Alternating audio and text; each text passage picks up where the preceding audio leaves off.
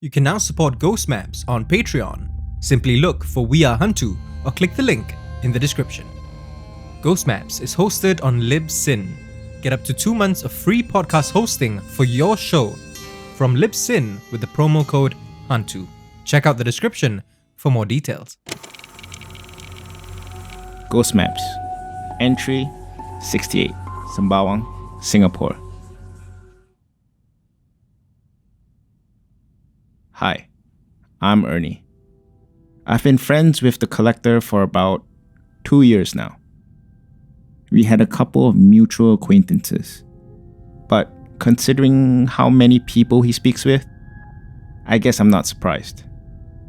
He's asked me to fill in for him for this entry while he's away. Something about putting distance between himself and the spirit world, which sounds a bit disturbing to me, but he assures me it's safe. Anyway, today I'm speaking with a 30-something named Jay. Jay is a waiter at a small cafe. I'm actually meeting him where he works, on his lunch break. I asked if he would rather go somewhere else, but he seems happy to just relax here. He tells me that he enjoys his work. Sure, it can get hectic, but he gets a sense of peace at the simplicity of what he does. Come in, do the best you can, go home, and live his life. I confess that it's a way of life that's pretty foreign for me. He laughs and says that he understands. With the way the world is, it can be a bit of a jarring approach for some. But Jay tells me that he has always been this way, even when he was serving his national service. And this is when I take out my phone, switch on the voice recording app, noting that he's only got 45 minutes left for his lunch break. I asked Jay to start from the beginning.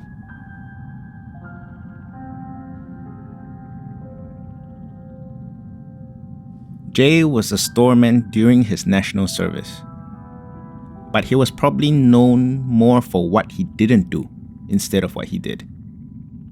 He tells me that he managed to get out of his duties for most of his time in camp. He says it was because of how well he got along with his officers. But it also helped that he would happily volunteer for night duties. A lot of his other servicemen naturally preferred to get a full night's sleep. Jay, however, reasoned that with fewer people around, odds were that there would be less for him to do. And of course, that meant more time for him to nap as well. There was one particular night though, when Jay's nap time would be cut short. He was on duty with an officer named Ridwan. The pair would be holed up in one of the camp's offices. There, they'll be visited every once in a while by some of the other NS men in the camp who were on guard duty. The men on guard duty were just checking in with Ridwan, letting him know how things were on their patrol. Nothing out of the ordinary. Except, Jay noticed that there was a distinct knock from the men whenever they stopped by. He didn't think much about it until at around 3 a.m. he heard someone knocking at the door. This took him by surprise. Not because there was someone at the door, but because they didn't deliver the same rhythm as the other knocks. Before he could open the door, however, Jay was stopped by Ridwan. Jay began to ask the officer why, when he saw that Ridwan was silently gesturing for him to be quiet. Again, the knocks came monotonously. And then a third time. Before, the voice of an old man came from outside. The old man asked them to open the door. It didn't sound angry, but a chill went up Jay's spine. There was something terrifying about how calm the old man was. Almost like it was willing to wait as long as it took for them to open the door. The old man kept calling out to them and knocking at the door for an hour. And then finally, silence. Still, Redwan and Jay waited for a good 15 minutes before either of them spoke. Jay tells me that it almost felt like both of them were holding their breath the entire time. Eventually, Jay asked Redwan what was that all about. But before Redwan could answer, one of the men on guard duty radioed in. There was a strange old man along their prowling route. 3 men, Leonard, Wilson, and Vishnu, had come across the old man. The man was standing amidst a cluster of old, abandoned buildings. The buildings looked like they hadn't been occupied or used for any exercise in decades. Their windows were broken, their walls were dull, grey with a layer of sickly green moss growing on them. The old man smiled at the 3 soldiers, but didn't say anything. Like the voice that Jay had heard, there was something off about the old man's smile. Seemingly genial, but hiding something far more sinister. Redwan, in as calm a voice as he could manage, told the men to turn around and leave.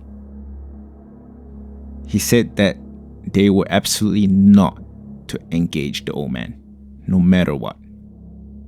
The men did as they were told. But as they walked away, they heard the old man calling out to them in the same tone that Jay and Redwan had heard.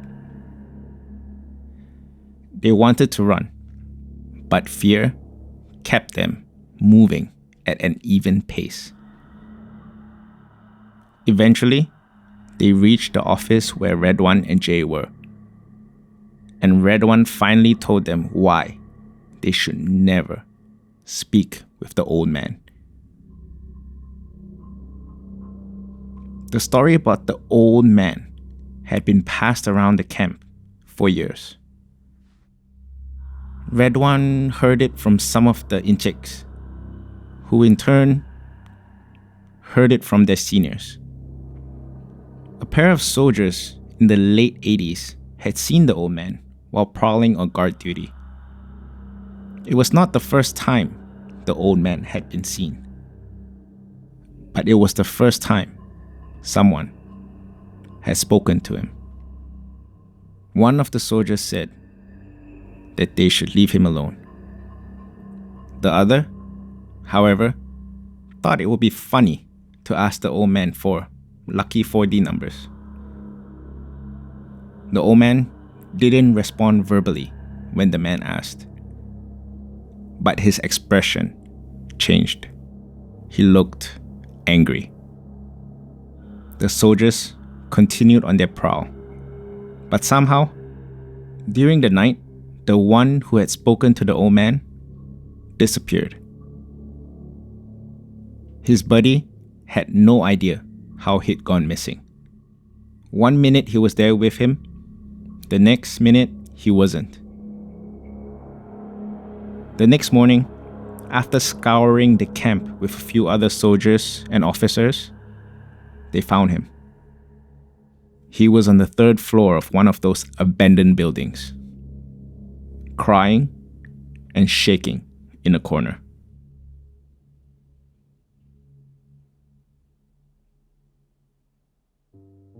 Jay looks at his watch and tells me that his break's almost over.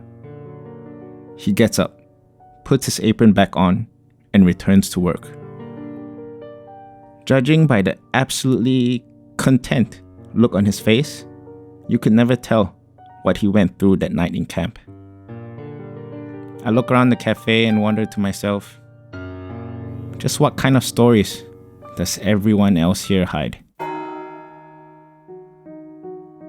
This episode of Ghost Maps was guest narrated by me, Ernie. If you want to discover more of Southeast Asia's other side, subscribe now and follow us on social media.